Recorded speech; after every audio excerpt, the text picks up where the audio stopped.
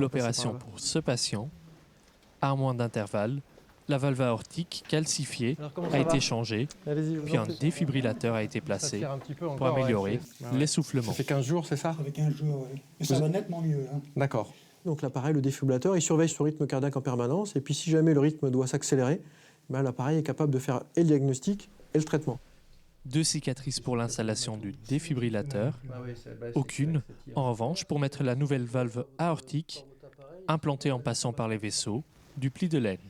Ok, donc on fait le Une petit technique test. récente, baptisée TAVI. Par les vaisseaux. Dans les vaisseaux, là, il n'y a rien, ça fait pas mal du tout. Ici, vous voyez une valve aortique qui est totalement calcifiée. Vous voyez les valves qui sont totalement bourgeonnantes. Et c'est le caractère bourgeonnant calcifié de ces valves qui, avec les années, vont finir par obstruer l'orifice aortique, générer de l'insuffisance cardiaque, des épisodes d'angine de poitrine. Et il va falloir à terme remplacer cette valve.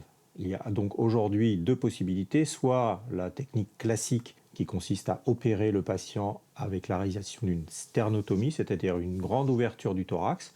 Et puis aujourd'hui, il y a l'alternative de ce qu'on appelle le TAVI, qui consiste finalement à faire la même chose, mais sans ouvrir le patient, en pratiquant une petite incision au pli de laine, de manière à changer la valve. Le grand avantage de cette technique, c'est que le patient peut reprendre son activité dès la sortie de l'hôpital. À la différence de la chirurgie cardiaque, qui est beaucoup plus invasive, la reprise de l'activité du patient est immédiate. Je pourrais recommencer à faire du vélo en y allant quand même doucement. C'est la bonne nouvelle.